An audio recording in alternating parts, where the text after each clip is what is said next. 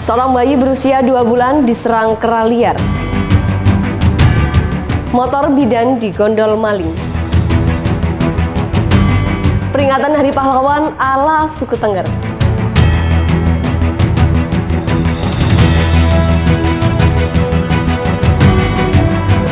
Assalamualaikum warahmatullahi wabarakatuh. Selain ketiga informasi tadi, sejumlah informasi dari Pasuruan dan sekitarnya telah dipersiapkan tim redaksi. Bersama saya, Hilyatus Solihah, inilah Pasuruan Sepekan selengkapnya.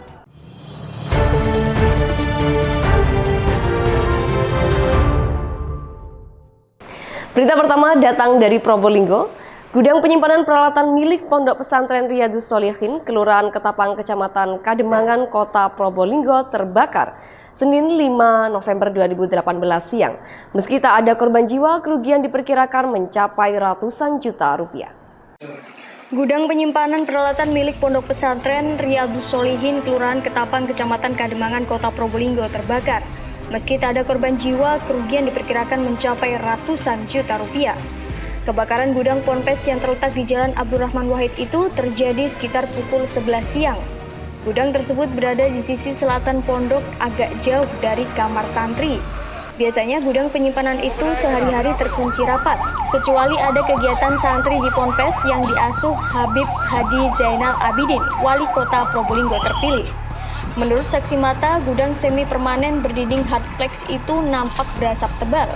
Begitu pintu terbuka, api langsung membesar. Saat itu para santri sedang belajar dan tidak tahu asal-usul api. Para santri kemudian berusaha memadamkan api dengan alat seadanya. Namun, besarnya kobaran api dan isi gudang yang penuh bahan mudah terbakar membuat api sukar dijinakkan. Bahkan ketiga unit mobil pemadam kebakaran yang datang juga kesulitan, sehingga menghanguskan seluruh isi gudang. Di dalam gudang itu banyak disimpan alat-alat seperti mesin diesel, mesin pencacah sampah, becak, serta perlengkapan siswa lainnya. Hingga saat ini pihak kepolisian masih melakukan penyelidikan terkait penyebab utama kebakaran. Diduga api berasal dari percikan akibat korsleting listrik.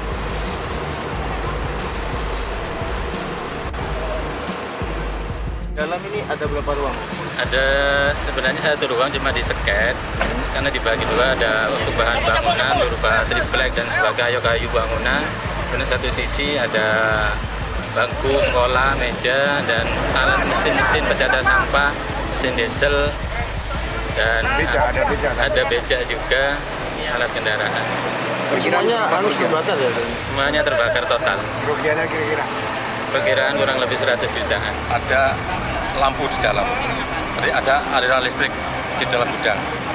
Kemudian di belakang gudang ini ada bangunan tembok permanen, gudang futsal, artinya lapangan futsal.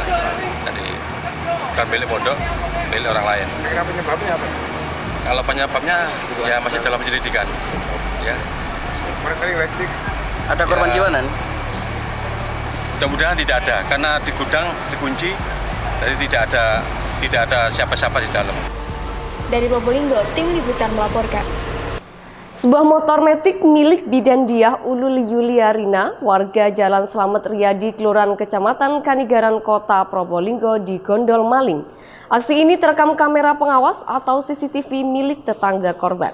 Sebuah motor metik milik Bidan Diah Ulul Yuliarina, warga Jalan Slamet Riyadi, Kelurahan Kecamatan Kanigaran, Kota Probolinggo, digondol maling. Aksi ini terekam kamera pengawas atau CCTV milik tetangga korban. Lokasi kompleks kaflingan itu terbilang cukup sepi. Tetangga korban, Ratih Premuda, mengatakan aksi pencurian di rumah bidan itu terekam CCTV miliknya. Dalam video berdurasi 1 menit 11 detik, pelaku dengan mudah menggondol motor metik yang terparkir di garasi rumah. Pelaku berpostur subur dan agak pendek, terlihat mondar-mandir melihat keadaan. Setelah dirasa aman, ia kemudian mengeksekusi motor metik yang terparkir di dalam garasi. Tak butuh waktu lama, motor metik putih keluaran terbaru itu berhasil dibawa kabur pelaku. Lokasi kejadian yang terbilang sepi memudahkan pelaku dalam beraksi. Menurut Rati, di perumahannya itu sebetulnya sudah 3 kali kejadian maling motor. Saat itu rumahnya diobok-obok maling. Sejumlah barang berharga miliknya pun habis dikuras maling. Berikutnya adalah pencurian kendaraan roda 2 milik tetangganya yang lain. Dan yang terakhir adalah di rumah bidan Diah Ulul Yuliarina. Kasus pencurian itu sendiri sudah dilaporkan ke pihak kepolisian setempat untuk ditindaklanjuti. Saat ini, kasus itu masih dalam penanganan dan penyelidikan pihak kepolisian. Namun, belum ada keterangan resmi dari Polsek Mayangan yang membawahi wilayah hukum Kelurahan Kanigaran. Tepat atau gimana? Cepet, iya, langsung lihat gini langsung kayaknya udah profesional. Profesional. Iya, ini sudah 3 kali Pak di sini. Saya pernah kemalingan juga, kira-kira 2 tahunan yang lalu masuk ke dalam jebol. Kejadiannya jam 1 siang. Udah lapor polisi? Sudah. Terus gimana? Ya diproses cuman ya nggak ada hasil. Terus sebelumnya tetangga saya yang sana juga motor juga kemalingan. Memang selalu motor? 2 kali ini motor. Saya aja yang apes masuk rumah. Harapannya jenengan Bu dengan kejadian ini? Ya kalau bisa ya, kalau sudah hilang ya gimana lagi ya. Cuman paling nggak lingkungan ini jadi aman lah. Ya kita ini kan juga pasang portal ini juga inisiatif sendiri. Terus kayak itu tembok yang sana juga kita swadaya sendiri. Terus waktu itu motor diparkir di luar tidaknya?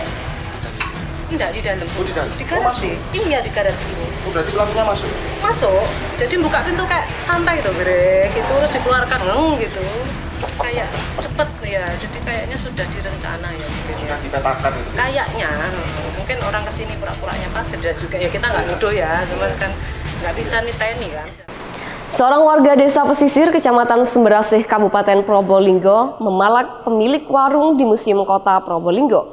Pria yang mengaku pengawas Dishub Provinsi Jawa Timur itu pun diamankan oleh petugas Dishub Kota Probolinggo. Seorang pria bernama Agus, warga desa pesisir Kecamatan Sumberasih, Kabupaten Probolinggo, memalak pemilik warung di Museum Kota Probolinggo.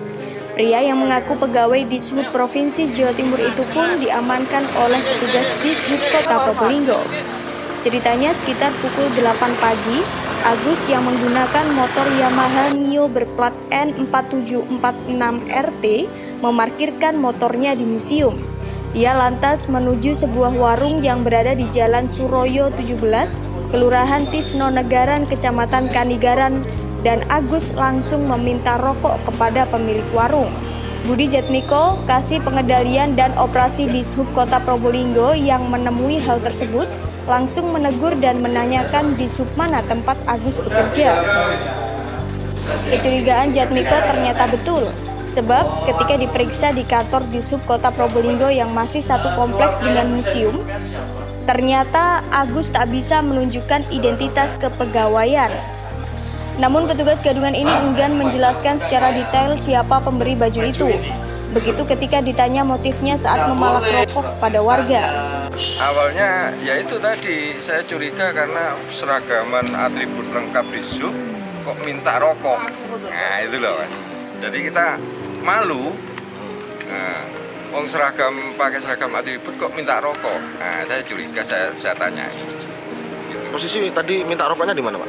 Ada di warung selatan itu. Minta ke orang? Ke masyarakat, ke masyarakat. minum kopi. Ya diberi. Untuk mempertanggungjawabkan perbuatannya, Agus kemudian digelandang ke Mapolresta Probolinggo oleh petugas Dishub Kota Probolinggo. Dari Probolinggo, tim liputan melaporkan. Sementara itu, seorang bayi diserang kera liar. Ia pun menjalani operasi di RSUD Dr. Muhammad Saleh, Kota Probolinggo. Saat ini kondisi Hafid Septian Maulana membaik. Ia diperbolehkan pulang oleh dokter untuk menjalani rawat jalan di rumahnya. Setelah menjalani operasi di RSUD Dr. Muhammad Saleh, Kota Probolinggo, kondisi Hafid Septian Maulana membaik. Ia diperbolehkan pulang oleh dokter untuk menjalani rawat jalan di rumahnya. Kondisi Hafid dinyatakan pulih oleh dokter RSUD Dr. Muhammad Saleh, Kota Probolinggo. Luka-luka pada pelipis dan dahinya sudah dibersihkan dan dijahit oleh para medis. Balita yang tinggal di Kelurahan Kedung Asem, Kecamatan Wonong Asih, Kota Probolinggo ini secara medis telah dinyatakan sehat. Menurut Dr. Abrar, korban mengalami luka sobek di bagian pelipis dan jidatnya. Kini, luka-luka tersebut sudah tertangani dan bisa dibawa pulang. Kondisi Hafid yang sudah pulih membuat Nur Khalifah, sang ibu, merasa bahagia. Serangan kera liar itu membuat dirinya trauma. Secara tiba-tiba, Anak keduanya itu diamuk kera liar. Karena itu, ia berjanji lebih berhati-hati menjaga putranya. Harapannya warga apa? Harapannya warga apa? Ya cepat ketangkap keranya itu.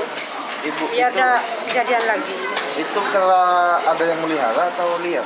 Liar, sudah kemana-mana keranya itu. Dari Probolinggo, tim liputan melaporkan. Beralih ke Pasuruan, Komisi Pemilihan Umum KPU Kota Pasuruan serahkan alat peraga kampanye kepada 16 partai politik.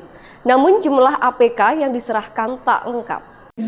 Komisi Pemilihan Umum Kota Pasuruan serahkan alat peraga kampanye kepada 16 partai politik.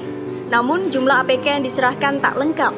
APK yang diserahkan kepada masing-masing parpol sebanyak 10 lembar baliho dan 16 lembar untuk spanduk. Hanya saja masih ada kekurangan berupa 3 baliho dan 3 spanduk yang seharusnya diterima partai politik. Fuad, Ketua KPU Kota Pasuruan saat ditemui di ruang RPP KPU Kota Pasuruan saat penyerahan APK menjelaskan kemungkinan penyebab kekurangan itu karena terselip saat dikemas di percetakan.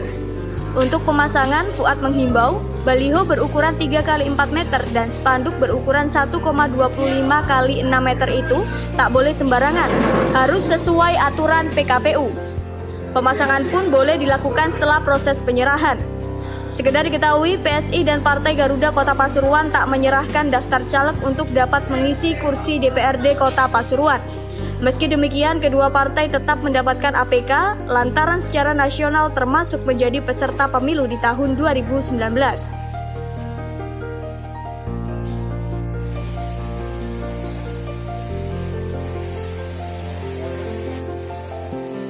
Diberikan baik itu APK Pilpres maupun Pileg. Di hari ini KPU Kota Pasuruan menyerahkan APK yang merupakan fasilitasi dari KPU ke masing-masing partai politik dan tim kampanye daerah untuk pasangan calon nomor urut 1 dan 2. Untuk masing-masingnya itu baliho sebanyak 10 dengan ukuran masing-masing 3 x 4, sedangkan untuk spanduknya itu ukuran 6 x 1,25 itu sejumlah 16. Untuk pemasangannya? Pemasangannya nanti kita serahkan ke seluruh tim kampanye daerah maupun dari partai politik masing-masing. Jadwal pemasangan dimulai per hari ini, ya kita serahkan ini sampai kemudian masuk. Dari Pasuruan, tim liputan melaporkan.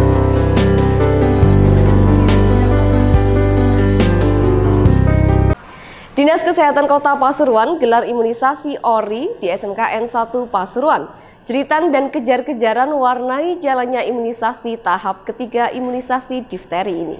Dinas Kesehatan Kota Pasuruan selenggarakan imunisasi ORI (Outbreak Response Immunization) di SMKN 1 Pasuruan. Jeritan dan kejar-kejaran warnai jalannya imunisasi tahap ketiga imunisasi difteri ini. Tampak petugas kesehatan dari Puskesmas Kandang Sapi sejak pukul 7.30 waktu Indonesia Barat mulai berkeliling kelas di lingkungan SMKN 1 Pasuruan. Tak semulus perkiraan, petugas harus rela kejar-kejaran dengan siswa yang mendapat giliran disuntik imunisasi. Ya, petugas terlihat kewalahan menghadapi siswa kelas 12 ini. Setelah berhasil menangkap, justru yang keluar kali ini berupa jeritan seakan menolak lengannya disuntik dalam imunisasi ORI tahap ketiga ini. Pengelola program imunisasi Puskesmas Kandang Sapi, Verena Pratiwi menyebutkan banyak siswa yang takut menghadapi para petugas kesehatan. Menurut Verena, tak sedikit siswa yang memilih kabur atau bahkan tak masuk sekolah untuk menghindari imunisasi difteri. Padahal, pemberian imunisasi ini bertujuan untuk pencegahan penyakit difteri yang sudah masuk kategori kejadian luar biasa. Sekedar diketahui, tercatat 11 warga dinyatakan positif difteri pada tahun 2017 dan 1 warga diantaranya meninggal dunia. Dalam pelaksanaannya, Dinkes bekerjasama dengan Puskesmas, Posyandu hingga sekolah dengan sasaran anak usia 1 hingga 19 tahun. Iya, rewel terus angel, ada yang kabur, ada yang nggak mau kayak tadi gitu. Jadi apa ya? Seolah-olah kita ini menakutkan. Padahal kita ini untuk menyehatkan generasi penerus biar tidak terkena penyakit difteri. Karena penyakit difteri kan sudah KLB di Jawa Timur. Dinas Tenaga Kerja Kabupaten Pasuruan memberikan apresiasi kepada 3 perusahaan yang mempekerjakan penyandang disabilitas. Penghargaan tersebut diberikan pada pembukaan pameran Bursa Kerja Pasuruan 2018 di BLK Rejoso. Dinas Tenaga Kerja Kabupaten Pasuruan memberikan apresiasi kepada 3 perusahaan yang mempekerjakan para penyandang disabilitas. Penghargaan tersebut diberikan pada pembukaan pameran Bursa Kerja Job Fair Pasuruan 2018 di BLK Rejoso. Ketiga perusahaan yang mendapat penghargaan tersebut diantaranya PT YMPI, Yamaha Musical Product Indonesia, YEMI, Yamaha Electronic Manufacturing Indonesia, dan JAI, Jatim Autocom Indonesia. Agus Hernanto, Sekretaris Disnaker Kabupaten Pasuruan mengatakan, pemberian penghargaan ini untuk mengapresiasi perusahaan yang telah memberikan kesempatan bagi penyandang disabilitas. Agus juga mengungkapkan, perusahaan swasta harus mempekerjakan 1% penyandang disabilitas dari total keseluruhan pekerjanya. Job Fair Pasuruan 2018 yang diikuti oleh 41 perusahaan ini juga menyediakan kesempatan bagi para penyandang disabilitas yang akan mencari kerja di Job Fair. Disnaker mengakomodir supaya surat lamaran tersebut sampai ke perusahaan yang mereka inginkan. Gus, tujuannya Job Fair ini apa ya, Gus? Memfasilitasi, kami memediasi kepentingan perusahaan yang butuh pencari kerja dan pencari kerja yang butuh perusahaan. Ini salah satu wujud program Pak Bupati dalam rangka untuk terus mensupport bagaimana pencari kerja ini terus ada lowongan. Selisih 300 lowongan. Kalau kemarin kan 4.454, sekarang 4.700-an. Nah, cuman sekarang itu yang banyak penempatan dari luar negeri. Ya, ada 2.700-an. Ikuti perusahaan, Pak?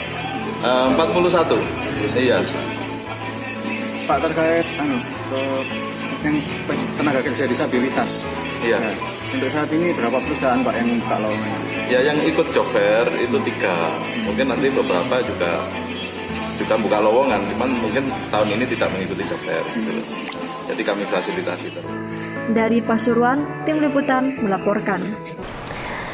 50 perwakilan peserta kirap pemuda dari seluruh Indonesia tiba di Pasuruan sekitar pukul 10 di Pendopo Kabupaten Pasuruan. Kegiatan yang diselenggarakan Kemenpora ini merupakan pawai atau perjalanan napak tilas kebinekaan dalam menjaga NKRI. 50 perwakilan peserta kirap pemuda dari seluruh Indonesia tiba di Pasuruan sekira pukul 10 di Pendopo Kabupaten Pasuruan. Kegiatan yang diselenggarakan Kemenpora ini merupakan pawai perjalanan napak tilas kebinekaan dalam menjaga NKRI. Kabupaten Pasuruan termasuk yang beruntung karena para pemuda pilihan ini hanya singgah di 2 tempat di Jawa Timur, yakni Gresik dan Pasuruan. Kirap Pemuda 2018 ini bertujuan untuk meningkatkan patriotisme para pemuda yang selaras dengan Bhinneka Tunggal Ika, sekaligus untuk memahami tentang bentuk keberagaman di Indonesia. Rosita Lestari, pemuda peserta kirap asal Papua Barat, mengaku sangat bangga karena terpilih menjadi salah satu pemuda kirap. Ia juga mengatakan senang berada di Pasuruan. Gus Mujib, Wakil Bupati Pasuruan, juga mengaku bangga lantaran menjadi tuan rumah agenda nasional ini.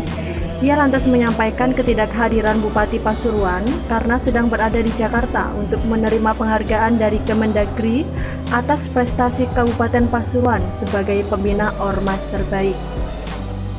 Kegiatan ini diawali dengan pembacaan ikrar yang diikuti oleh seluruh peserta dan fatayat NU Kabupaten Pasuruan, kemudian diakhiri dengan penandatanganan deklarasi kirap pemuda oleh Wakil Bupati dan Forkopimda Kabupaten Pasuruan. Pesertanya mulai dari daerah mana aja, Pak? 34 provinsi. 34 provinsi. Zona 1 mulai start dari Sabang. Zona 2 mulai dari Di Pasuruan sudah berapa provinsi yang disinggahi? ya sini ke 16. Masuk ke 16, provinsi ke 16. Mulai dari Merauke, ini yang ke 16, besok ke Gianyar. Tanggal 8 start ke Gianyar, habis itu balik ke. Targetnya berapa bulan? Target ini? Iya. Ini 3 bulan, 72 hari. Diketahui, Pasuruan merupakan kota ke-16 dari 17 kota yang akan disinggahi para pemuda kirab 2018 ini. Setelah dari Kabupaten Pasuruan, mereka akan kembali sebagai destinasi terakhir. Dari Pasuruan, tim liputan melaporkan. Ulama dan Umarok yang tergabung dalam Ulmar FC harus mengakui keunggulan Komandan FC pada laga amal di Stadion Pogar Bangil. Dikapteni Irsyad Yusuf, Ulmar FC kalah tipis 2-1 atas Komandan FC. Ulama dan Umarok yang tergabung dalam Ulmar FC harus mengakui keunggulan Komando FC pada laga amal di Stadion R. Sudarsono Pogar Bangil. Dikapteni Irsyad Yusuf, Ulmar FC kalah tipis 2-1 atas Komando FC. Pertandingan yang digelar selama 25 menit setiap babaknya itu berjalan seru dan menghibur untuk para pengunjung. Animo penonton juga cukup tinggi pada laga pada pagi hari itu. Mereka rela duduk di garis lapangan demi menyaksikan artis dan mantan atlet Indonesia dari dekat. Setiap jeda babak, para penonton berhamburan mendatangi bench pemain Komando FC untuk bersuah foto.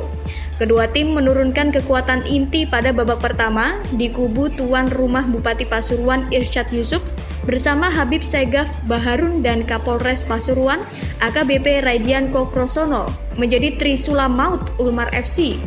Ditambah lagi Kasan Soleh, mantan pemain Persekapas yang menjadi libero.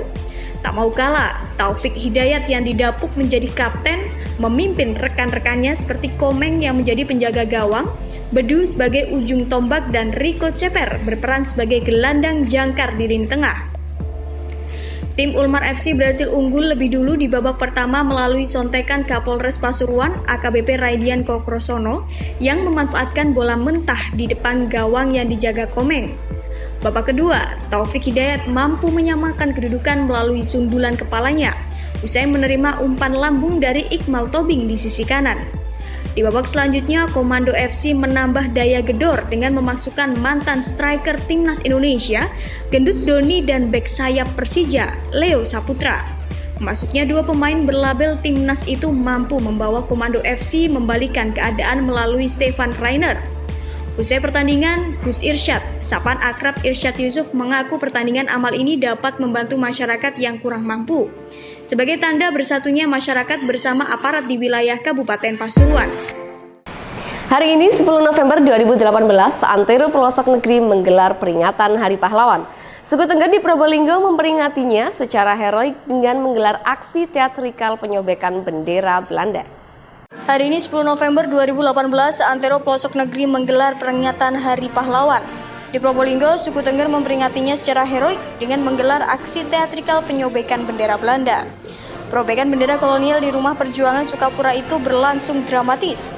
Diawali dengan datangnya tentara Belanda ke Indonesia yang kemudian menahan warga setempat. Invasi itu pun sangat merugikan warga pribumi. Lalu muncul sosok pembakar semangat kebangsaan yakni Bung Tomo, hingga mampu menggerakkan warga pribumi untuk bertempur dan merebut kembali tanah air. Adegan pertempuran pun diperankan dengan sangat apik. Masing-masing pemeran baik pejuang maupun tentara sekutu melengkapi diri dengan replika senapan laras panjang, di mana efek letusan senjata laras panjang itu menggunakan kembang api, serta beberapa petasan untuk memberikan efek ledakan bom. Aksi teatrikal kemudian ditutup dengan gugurnya pemuda penyobek bendera Belanda.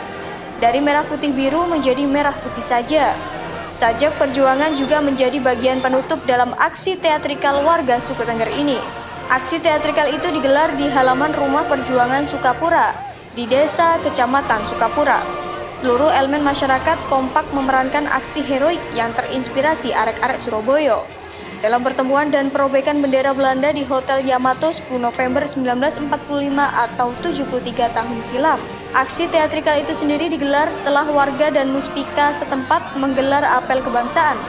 Peringatan Hari Pahlawan 10 November 2018 digelar untuk menginspirasi generasi muda milenial, terutama pemuda setempat agar mengerti sejarah tempat tinggalnya, di mana di wilayah Sukapura bekas sejarah itu sendiri tersebar di beberapa tempat.